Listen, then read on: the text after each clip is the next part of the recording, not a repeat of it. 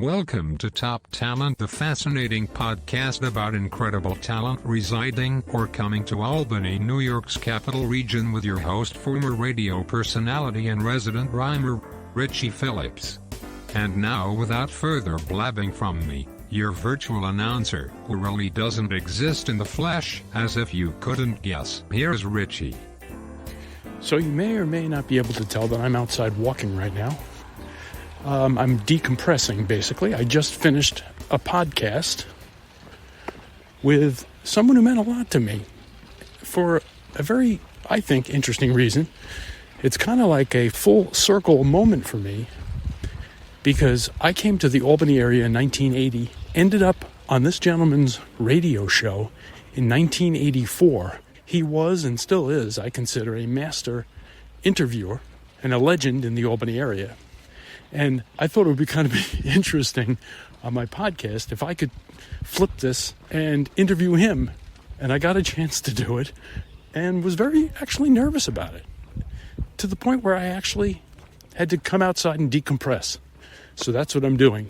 So this is being recorded at the end of the podcast, but I'm putting this at the beginning because this is going to be my introduction. I'm Richie Phillips, by the way. My podcast is called Top Talent. And I'm about to interview a top talent, a legend, a broadcaster, podcaster, author, and so on and so on and so on. I'm going to let him tell the story as we make our way through the podcast. He is Bob Cudmore. Without further ado, this is my interview on Top Talent. Well, I'm here with the legend, and not just in his own mind, in the minds of everyone that I know and everyone in this area and everyone outside this area, Bob Cudmore. Hello, Bob. Well, hello, Richie. How are you? I am doing fantastic. How are you? I'm doing all right for an older man. Let me ask you a question. I think, trying to analyze the way I'm interviewing you, that was kind of a very lackluster way of introducing you. As an interviewer, I'm interested. Do you give the biography of the person before introducing the person, or do you just kind of do a short thing? Yes. Well, I'm doing a podcast myself right now about history. And so, for example, I just prepared for the next podcast, which is going to be with this big shot author, in a sense, who's been making the rounds of political talk shows anyway. Her name's Julia Swig. And so I have a short paragraph about her. Right. But what we've started to do is to start the podcast, and I'll ask Julia Swig to do it tomorrow. She may or may not do it, and we may or may not like it. But I said, well, what we usually like to do is ask the guest to say your name and then say a little bit about what you're here to talk about. In her case, her book. And sometimes that gets us very interesting results. And I would say often use it at the start of the podcast. Then I come in with the author introduction and then the first question. Interesting. Now, it's interesting you say that because I've heard podcasts and I've heard, TV talk shows where they'll go on for so long, the person who they're interviewing doesn't even have a chance to say anything. Yeah, that's a kind of a peeve of mine. I mean, I do it. I mean, I've done it over the years, and sometimes, in fact, with Julia Swig's intro, I just cut it down by like 3 or 4 lines, because I'll often listen to other podcasts. Like I just finished listening to her on Fresh Air on NPR. I like that podcast. And so I noticed they didn't say a lot about her past. It's not why you're there. I want to get right to it. Right, exactly. So I'm thinking, do I say, here's Bob Cudmore? No, that's not enough. Do I blab on? That's too much. So I'm going to have to do it my way. I have to rhyme it. So I hope you can hear this, Bob. Oh, really? That's great. Yeah, here we go. Here's my intro. Here we go. He's Bob Cud, more than a broadcaster could hope to be. Also well-versed in local history. Say that again. Cool. You'd think he'd retire, but no. He's just not that guy. Not that guy. Life doesn't end after you ditch GY. He's back in the town where he was born. That's true. An Amsterdamian at his core. Is that a word? I don't think so. There's no one quite like Bob Cudmore.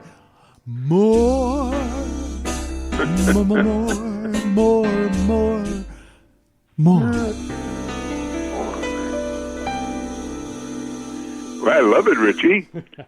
Or some. I was telling somebody this the other day, or actually Joe Gallagher and I were talking. I used to talk about this when I was at WGY. That I have a name that's hard to grasp, and it sounds a little funny. Your name's Cudmore, because of course the first thing that comes to mind are cows, and their udders, right. and people would frequently send misspellings of my name. And when I was at WGY, we used to get a lot of mail, and the one that was always my favorite was from a critic of mine. Didn't like what I did, and he wrote, "Bob could do more." I love it. Yeah, that's a criticism right there, right? You don't have to write much more. There you go.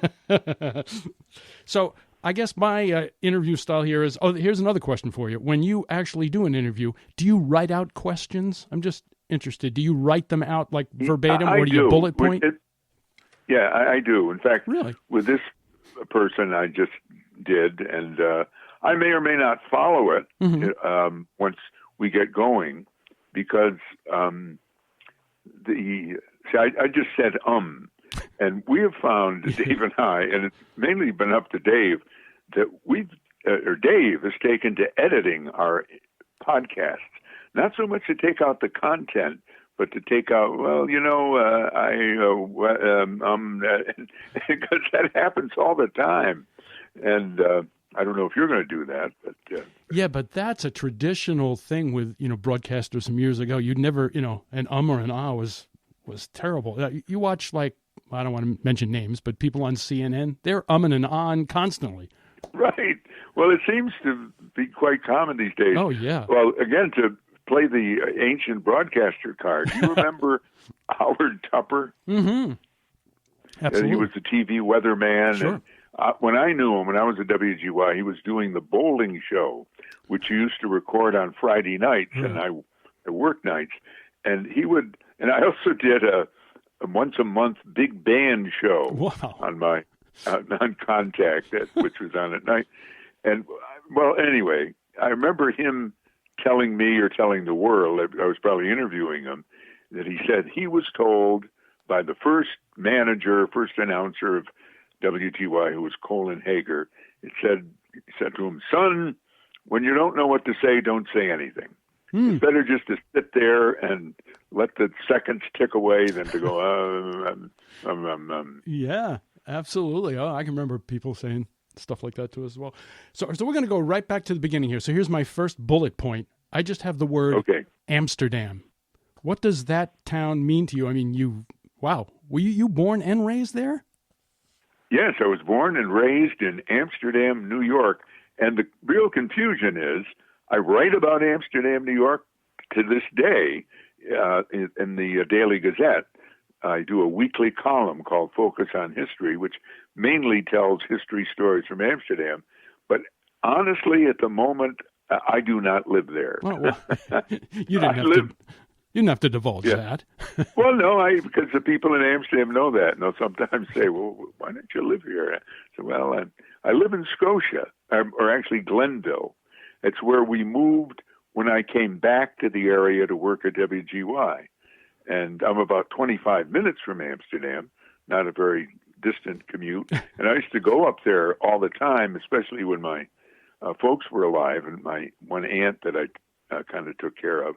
And then I did a 10-year stint doing a radio show there in my quasi-retirement. That was my next bullet point. Yeah, okay. Yeah, I started there in 2004, and I ended it myself in 2014. I wanted to, get away from being fired. Get a one-up on them, huh? Yeah. But the thing was... Yeah. Go ahead. No, you go ahead. I was going to say the problem I was having, and some people thought it was stupid, but it was the truth, that the radio station, it's WVTL, which stood for the Valley's Talk Leader, and it was located at its transmitter site, high on the hill, as they used to say, in the town of Florida on Route 30, which is a real tough stretch of highway in the wintertime.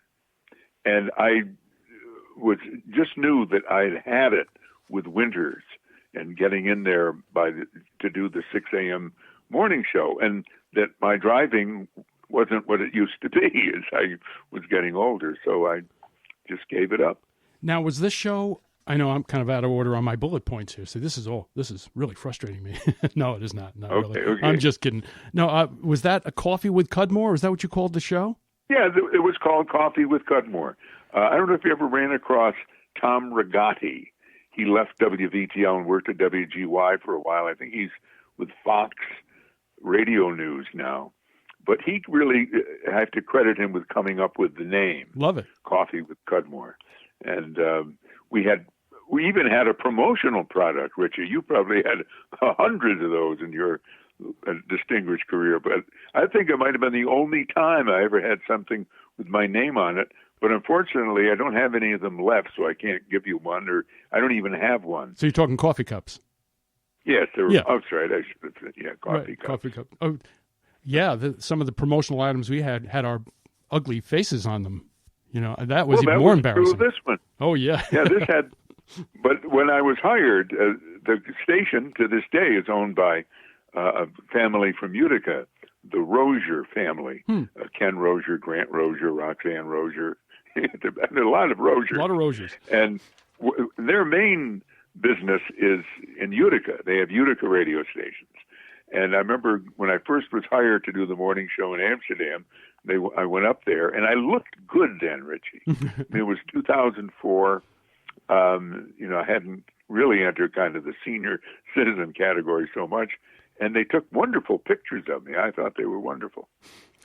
But don't you miss the days of that kind of radio, like the family? Well, you say there's still family-owned radio stations, but not many, I'll tell you. Yeah. No, there aren't many. And I get to give the Roziers a lot of credit because they've been there for some time. The original Rozier, I guess, Ken, I think he was in television sales up in Utica, and then bought his first station, and he's bought and then sold, different stations. Right. The customary chains have come in and own most of the radio properties up there, but he owns, 4 or 5 stations probably. But starting out, in fact, let's rewind even further. You did radio in high school, right? Yes, at WCSS, where I'm doing radio now with the podcast. Oh, this is it's the same one. I get you now. I didn't make that. It's not the one that I was at from 2004 to 2014. That was WCSS's competition, if you will. Okay. But WCSS was the original Amsterdam local radio station, started in 1947 or 48, and I worked there starting in 1962 when I was a junior in high school.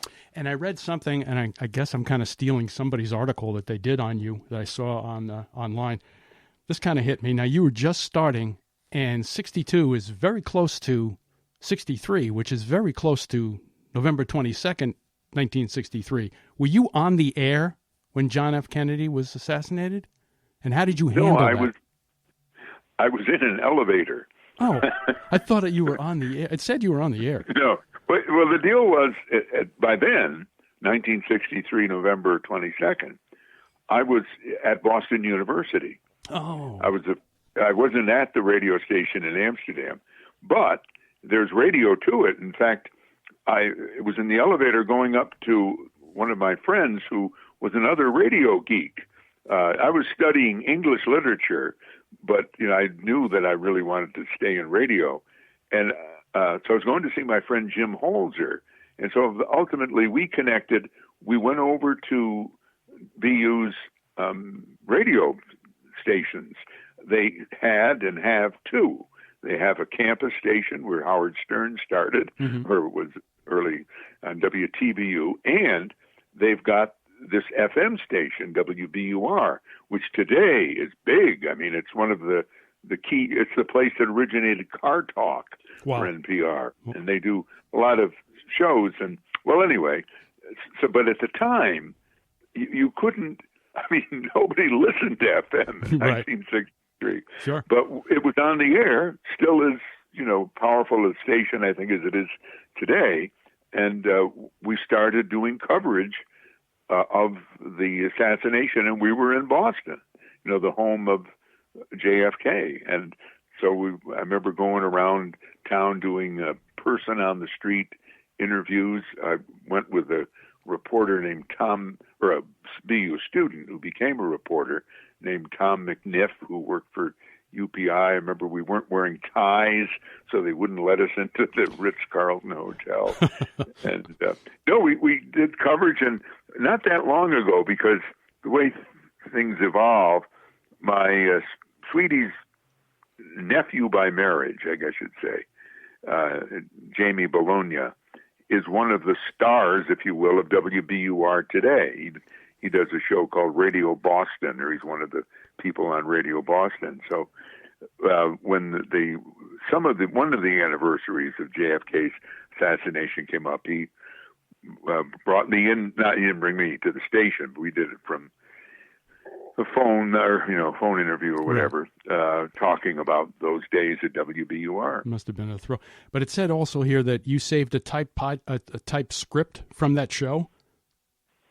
Yes, and that was one of the things that Jamie Bologna was very interested in seeing, and they had a picture of it. Yeah, it was because we would type stories. You probably remember that too. It wasn't anything on a computer. It was, sure. Typed it.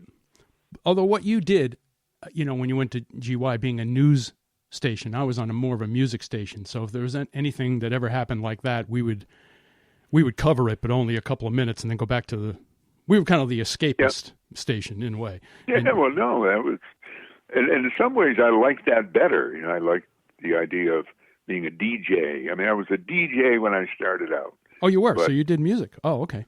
Yeah, that's what I did at WCSS. And since I was in high school, it became popular with fellow students at Amsterdam High School. And that was a great boon because, well, you always think you're not very popular when you're in high school, but it gave, in fact, I'll sometimes look at my high school yearbook, and a lot of people mention, I called it the BC show.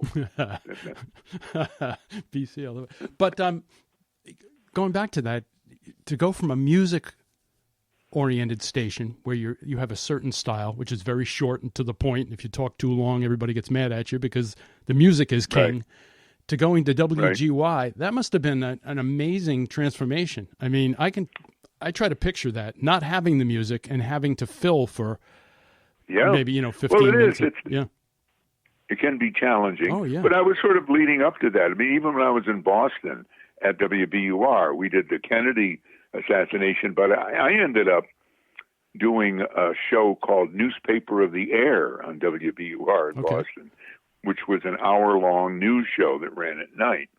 And I used to have to fill that hour. So that was your training. They were paying me, they were paying me $35 a week. That's big. Yeah, big. And so then when I moved on to, basically I worked in the Boston area, a couple of stations. Then I moved on to Pittsfield, Mass, where my wife was still alive, and our children were born in Pittsfield. And we were there from 1968, the end of it, to 1980, when I got the job at WGY. But how did that happen? You saw an opening at GY and interviewed for it? Well, I heard about it on the news because my predecessor, a man named Bill Miller, had been let go, as I would be let go some 13 years later. Oh, jeez. So I remember we moved into this neighborhood in Glenville where, at the time, one of our college friends from actually the radio TV school was living just up the street, and his wife saw it on TV. He said, "You should apply." I said, "Well," and I had applied. I'd applied for other openings at WGY, but never got there. I really wanted to do the morning show. You as did? Everybody does. I was going to say, yeah, because that's a night show. Yeah. Oh, so you enjoyed mornings the most, huh? Yes. I mean, it was, yes. But I didn't do it. Once in a while, I'd fill in for Don Weeks. But I ended up doing the night show, and I grew to love it. I mean, I did it for 13 years, and it changes your life. You go from getting up at 2 or 3 or whatever in the morning. When did you get up? That time? I was never awake on the morning show. I just want to let you know. But my eyes opened at about 4, and we were on at 5:30, and it was 5:30 to 9, and then they changed it to 5:30 to 10. But yeah, I was up usually 4 in the morning, unless it was bad weather. Yeah. But then when I worked nights, I worked basically second shift, 3 to 11, 4 to midnight, something like that. The show itself being on, it moved around a little bit. When I started there, we did 8 to midnight. Mm-hmm. Then we did 7 to 11. That's what we did most of the time, 7 p.m. to 11 p.m. But then toward the end, we did 6. I think I ended doing 6 p.m. to 9 p.m. They cut down the amount of hours that I had. And it wasn't that they syndicated after that. It was when Steve Fitz came back to WGY. Yeah. I think he did 9 to midnight. But for people who are listening to this from out of the area, I don't think they understand how huge your show was. And maybe you were thinking in the beginning, boy, I'd rather do mornings because mornings is, the people in mornings lead the radio station. That was always the philosophy, To be a nights is probably like a second choice for you. But no, back then especially, your show was, oh, my God, heard all over the East Coast, right? I mean, that must have been a little frustrating. Yes, well, thank you. They had this, the technical term, it had the skip. You might get a call from West Virginia or Cape Cod or Florida or something like that. I was going to ask that. Do you remember the call that you got from the farthest from Albany? Well, I just remember some of the regulars, and there was a guy from Wheeling, West Virginia. Wow. I want to say who called. On AM. And then there was the communist from Ohio. How could I forget him? The communist. Yeah, he was somewhere in Ohio, and he didn't want to be unserious. He was calling to tout the party line. Right. But I was more interested in where he was living. Where are you? You out in Ohio? Well, it doesn't matter. Your country is an evil empire and whatever. So, but how about Canada? Didn't you get calls from Canada as well? Not as many. No, not as many for some reason. We skipped to certain places again. Right. Ohio and down in Wheeling, West Virginia was one. Also out to Cape Cod. Not so much all of Massachusetts, but you could pick us up on Cape Cod sometimes, and sometimes Florida. I mean, that was a multiple skip. Yeah. And it also, we had a big audience. Unfortunately, I have to be honest. I don't have to be honest, but I will be for a change. I mean, the years that I was there, it had started maybe a little bit before I went there, but that was when our nighttime audience was starting to shrink. So you're talking about what year was it? Like 1980? I started in 1980. 1980, and was starting to slip. And then I left there in 1993. Huh. And when I left, I was the last host of a live show at WGY, I think, after 6 o'clock or after 8 o'clock or whenever you want to say. In other words, that was what was put on. They started using syndicated programming, which they didn't really. I mean, they had to pay for it, but they didn't. I mean, the most of the syndicated shows, unlike the really big ones like Rush or Howard Stern or Sean Hannity, most of the shows you carried on a barter basis, I believe is what they say. Barter for spots. And you had to run their spots, but they didn't have to pay me, Oh, right. And that's it was a considerable expense. I mean, sure. We all made good money at WGY. Yeah. I mean, some of my former union colleagues will probably be mad to hear me say that, but we did. And I think it was in large part because we were unionized. That's right. And secondly, because at least when I started, I still worked for General Electric. GE, that's right. Huh. Yeah, in fact, I was just thinking of that when Ernie Tatro died recently, Yes. TV anchor. Yeah. And the thing about working for GE Broadcasting, and I only really worked for them something like 2.5 years, but and then they sold the stations. But it was just different from other radio stations because it was, I don't know, just more stable, more secure. Not that they didn't fire people, they did. And it wasn't in a trailer. It wasn't in a trailer. It was in a nice building. Right. Yeah, it was a beautiful building. I remember that the bunker was sort of like... Yes, the bunker. Yes, it was nice. Well, I'm glad you brought this up because I have a very distinct memory of that studio. It was one of the biggest thrills of my life, and I don't know if you remember this. You have had thousands of people on the air and so forth. You came to do my show, right? I came to do your show. It was in 1984, so let's do that math. That's 30, almost 40 years ago, correct? 30, yeah? It was a long time ago. Yes, and I'll tell you exactly what it was about. Curtis Sliwa had come to the Capital Region. I remember the Guardian Angel. Do you have that song? The Guardian Angels. He wanted to, for folks from out of the area, he wanted to set up a chapter here in Albany because of the crime. And right.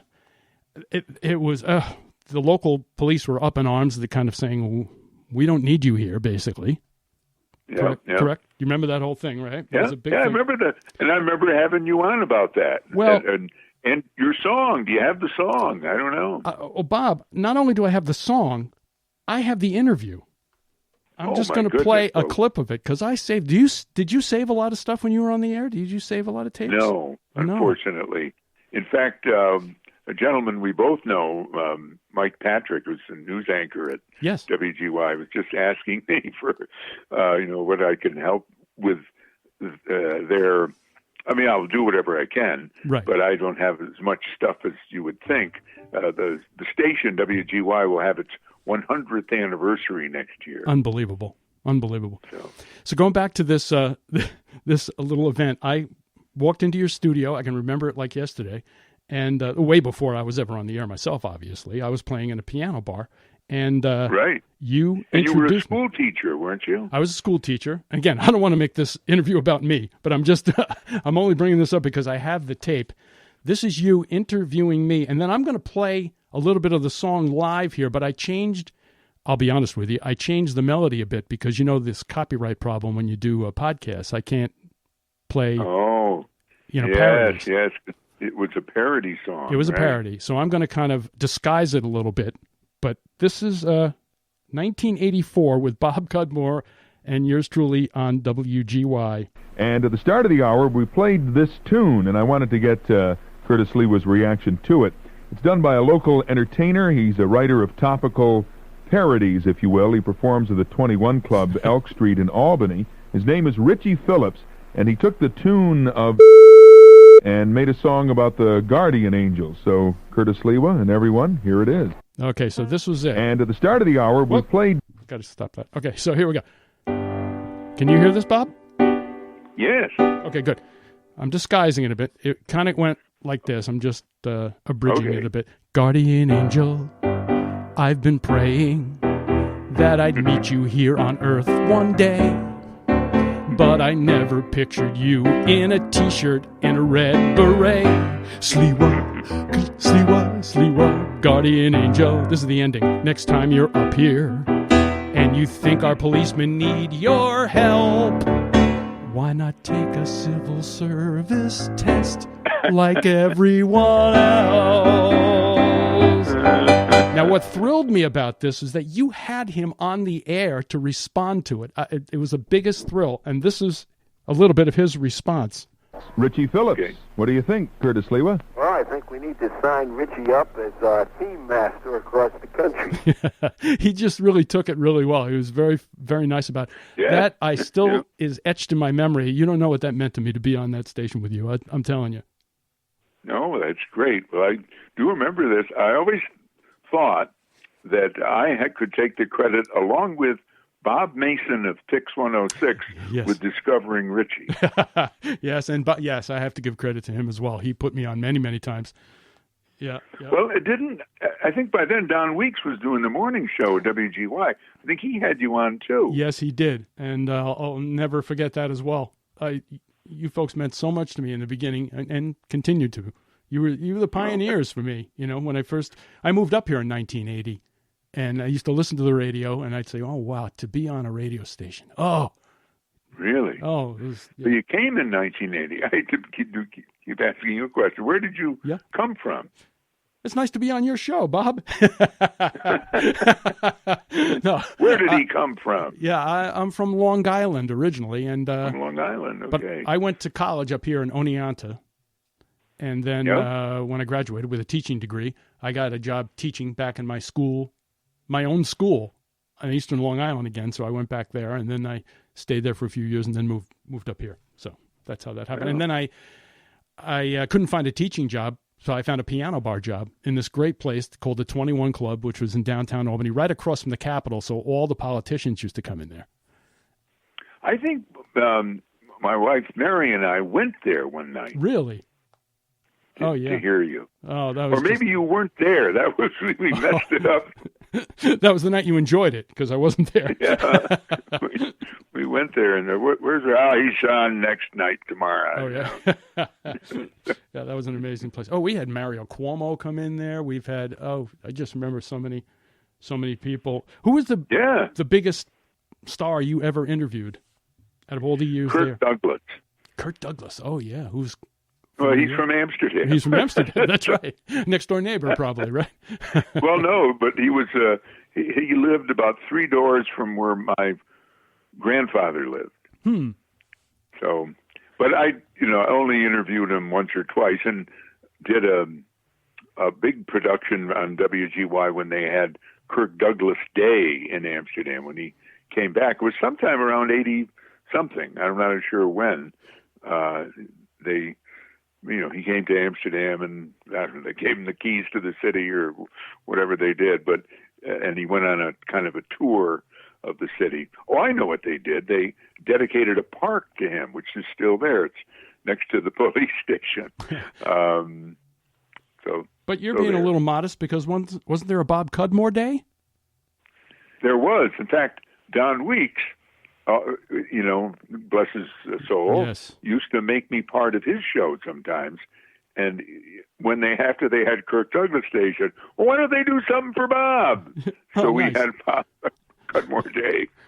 Oh, that's a thrill. Well, it shows what you mean to the area. And Don Weeks, the late great. Oh, another legend, another incredible legend. A legend, yes, he was.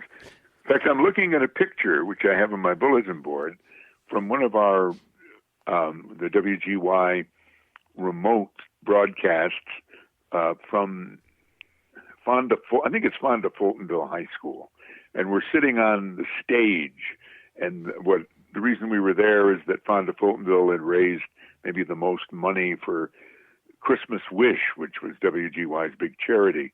And in the picture, left to right, it's Don Weeks, me, and I'm quite thin then. Actually, I look pretty good then. And then Harry Downey, and then almost crowded out of the picture. You can just see part of him is Joe Gallagher. And Harry Downey with the What's Cooking show. These are classic. Yes, with the What's Cooking. Sure. That's it. Well, again, we're jumping around on my list, but I don't care. And I'm sure, did that ever frustrate you in the beginning where you'd have all the questions in order and then you have to do them out of order? Or? No. No. But now as I get older, I might forget. Yes. And ask what the person just said. I mean, that's a classic Bob and Ray routine called the Komodo Dragon. I don't know if you've ever heard that. But since I'm the only one that knows that this is out of order, why am I getting upset, right? So, it's no big deal. As we're talking about, so you went from radio and now you're in podcasting. I'm going to ask you questions about today's technology and so forth. Did you ever, number one, think that podcasting, a word that you never even heard of 5 years ago, would be so big? In fact, I just read today there are now 2 million podcasts out there. Yeah, no, I didn't. In fact, the podcast I started when I was doing the radio show in Amsterdam in 2014. Wow. I started doing an hour of the show that I was doing, called it The Historians. So we started doing history topics, and that's all it's meant to me. I don't know the ins and outs of, how you producing them the way the big guys produce them, or maybe the way you produce them, with a lot of music and so on. Our show, we think, sounds good, and Dave, rides herd on the audio and tries to make all the speakers sound logical. But we don't, have a heavy production thing, if you will. Yeah, there's a lot of work involved in it. And going back to radio, did you ever think did you ever think Rush Limbaugh would have made it doing talk on middays? All these things that developed while you were on the air, all these changes, I guess is what I'm saying. Yeah, they did. Well, yes, I thought a lot about Rush Limbaugh. I would think you knew he was big even when he first came on, and that he had a big audience. It's something like Donald Trump of today. I mean, people might criticize Donald Trump, including me, but he, with the exception of Joe Biden, he got more votes, I think, in that last election than anybody got for president. So it's popular, and Rush was a trend in broadcasting, a conservative talk show host, and that was part of the reason that I lost my job, because I was seen as either a wishy-washy talk show host, in terms of politics, or a liberal, left-leaning Democrat, as opposed to Rush.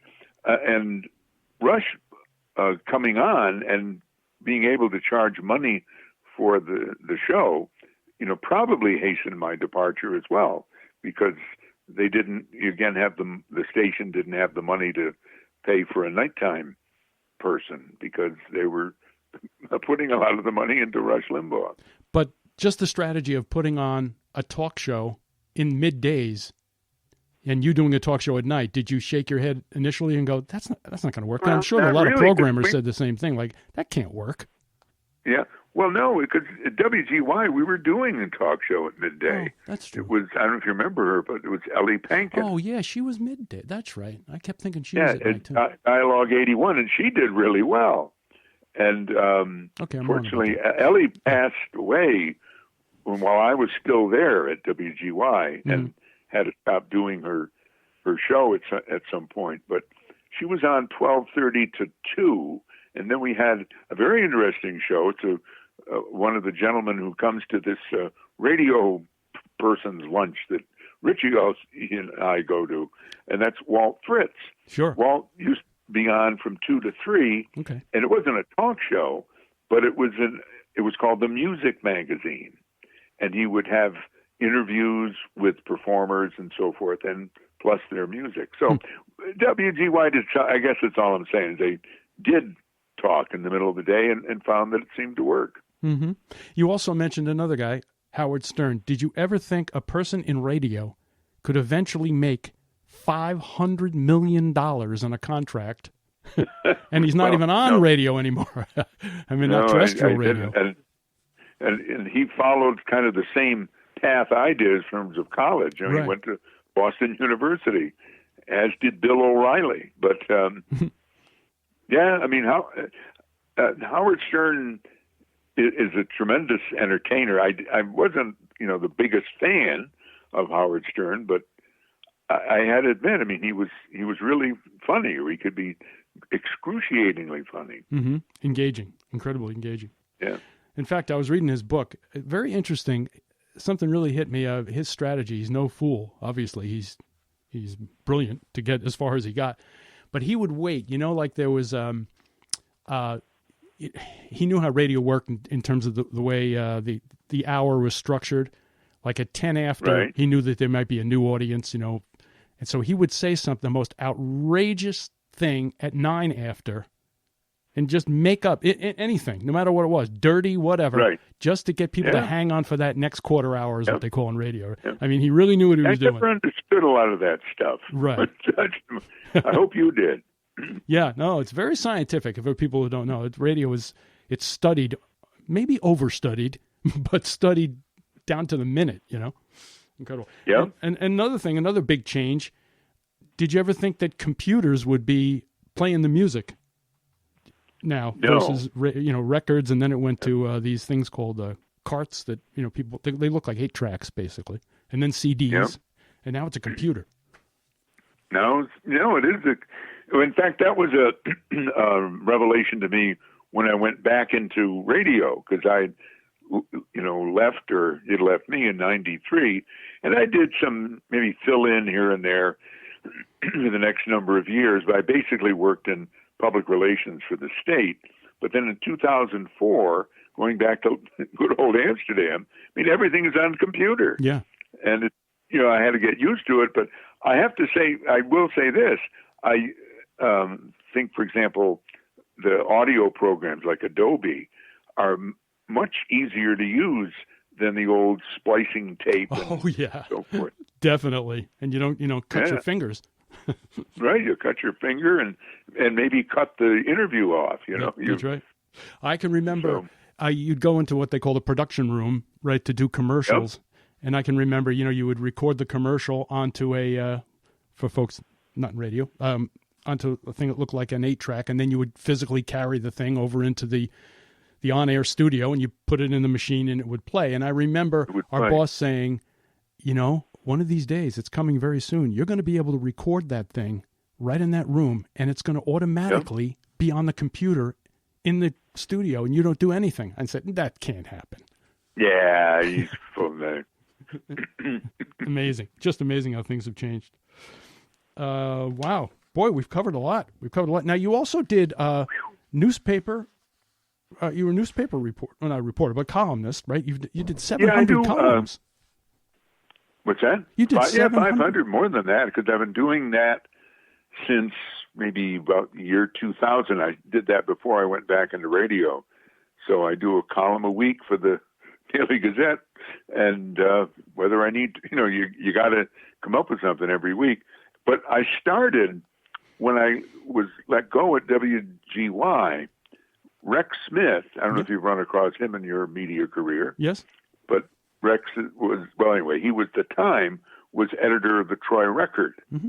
And he hired me, and I hung on to that job for a while to be a columnist for the Record, a general columnist, like Fred LeBrun of that day, or Sarah Foss today, or Chris Churchill. So I did a Monday and Friday column for the Record, I want to say for about a year.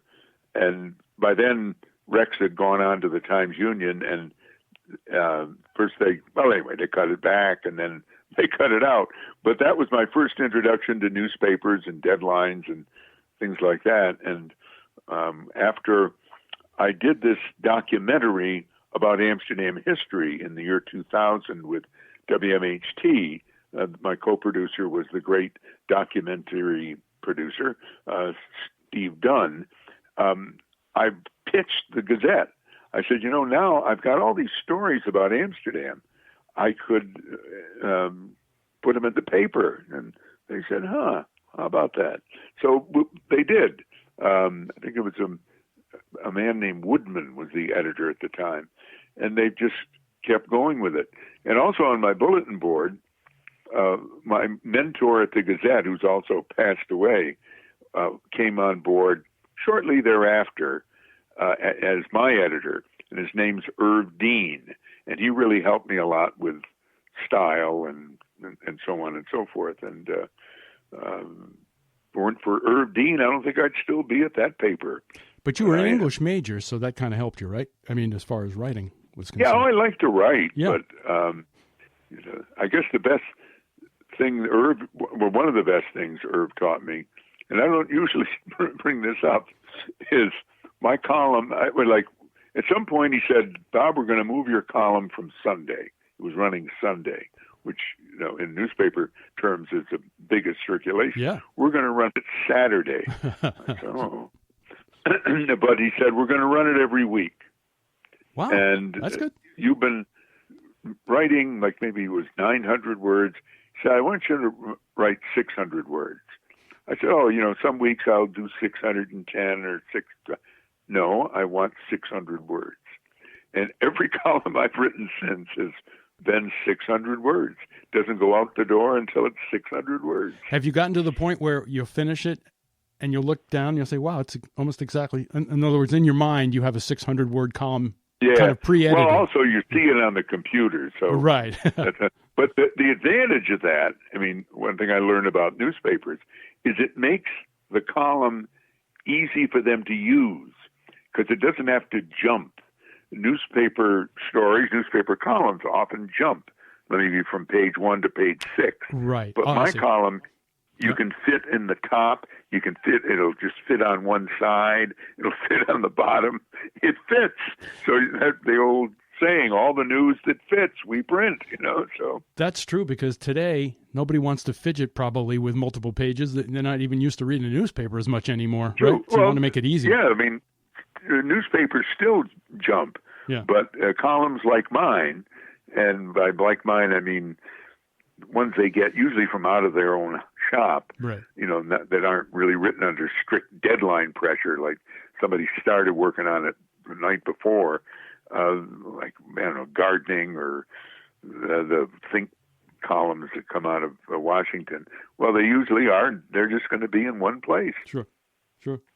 So let me get this straight. For a person who, because they say it to me as well, aren't you retired now? You're not, you're still doing things. Let me get this straight. You're still doing your podcast. That's once a week, right? Mm-hmm. Are you still writing these columns then? Yes, I still write a column once a week. So it's a column? So I write a column and I do a podcast. Dave's the actual producer, but I'm the voice of the podcast. And then I do some talks, although that's been, of course, different with the COVID. I've learned how to do virtual talk. Right. And I've written books. I have 3 books about Amsterdam history, which sold for a while. They still exist. And so if somebody wants to buy them, they can. They're on Amazon. Oh, well, I'll put the link up. We'll sell you some books, hopefully. That away. That's great. I'd like to do that. Did you like the schedule of, I guess, writing a book? How long did it take you to write the typical book? Well, probably not as long as you might think, because the books I write are based on the newspaper columns. Okay, or they are the newspaper columns. Oh, okay. So, to some extent, although I change them, moving them around, and so on and so forth, and different word limits and so on and so forth when you're writing. So it's a compilation of your columns. Yeah. Oh, and the main thing that I did in the books is add pictures to my story, because with the Gazette column, rarely they'll run a picture, but usually they do not. Right. But most of these local history columns have some kind of visual you can use, an old picture or whatever. Sure. So as we wrap this up, if you were talking to a high school student and the high school student walked up to you and said, I really want to be in radio like Bob Cudmore, what would you say? What advice would you give to somebody? Would you say to them now, I wouldn't even try, you will never get on the air? Or would you say that, what would you say? Well, I'd say go for it. Do what you want to do. To some extent, this is living out in our family with, I mentioned Jamie Bologna. He had made that decision long before he met me. But remember, there he was at BU. He was going to go into radio, and he's in radio. It's a hard business, but it's always been that way. And it may not. Maybe he'll have to follow more of the path of Howard Stern, trying to become the king of all media. You can't just do radio anymore. You got to do other things. Oh yeah, absolutely. I remember being on the air and they'd said, okay, you guys have to do a blog too. And I'd say, great, what's a blog? I didn't even know what a blog was. Never read one. And we ended up writing, multiple ones a week. Yeah, you have to do a lot more than being behind the microphone. Yeah. Yeah, but you with that music, that was something. I remember again up in Amsterdam. It was actually in Florida. Maybe you remember the little diner that was near the radio station I worked at that covered Amsterdam. And you had done a song for them. Yes. They were just so pleased, and that must have been great. You were like Santa Claus coming to town. Oh, I love doing that. I absolutely love that's the beauty of radio, is the beauty of local radio, is talking to people and having them call in. And I just had such a blast. They would give me ideas for songs, and I'd write songs about, their towns and that type of thing, and go to schools and stuff like that. And one more thought about podcasting as I really think about it. To me, podcasting proves that radio still has a big function in people's lives, because it really is radio. It's just democratized radio where anybody can sit in their garage and do their own little radio show. But it shows that it still has life. Yes, and people will choose what they listen to. Right. Oh, yeah. That's right. It's a very it's a sliver of culture. You can listen to an automobile podcast. You can listen to anything. Oh my God, there's so many of them. I love them. Right. Yep. I really enjoyed this, and I hope you did too. And I hope me too, Rich. I hope I passed the audition as an interviewer. Oh. Let me ask Curtis Lewa. I hope he's still with us. Is he? I don't know. Oh, he's still around. He's definitely still around. Is he? Well. Oh, sure. Well, good luck on your podcast. And once again, the podcast is called The Historians, right? That is correct. And it's you can find it on SoundCloud and bobcudmore.com. Okay, and for the folks that do follow podcasts, there's always these little show notes at the bottom, and I'll put it in the show notes for you folks if you want to listen to Bob. Yo, absolutely. Absolutely. Very good. And buy his books, too. Buy my books, read the column. And I could speak to your group. And once we're speaking to groups again. And if you need a piano player to play in the background, let me know, because I got to get out of this house. Yes. All right, Bob. Thank you so much. Thank you. Take care. Check out the website at hirerichie.com. He is on Facebook at Ricky Phillips and Twitter at Ryman Richie. Thanks for listening, and please subscribe and leave a comment. He reads them in bed. It makes him very happy. And here's one more thing that would make me happy. I do a live piano bar on Facebook. I call it Facebook Live Piano Bar. And if you join my Facebook group, which is Facebook Live Piano Barflies, it will inform you when the next one's going to be. So just go to FB Live Piano Barflies and sign up for it.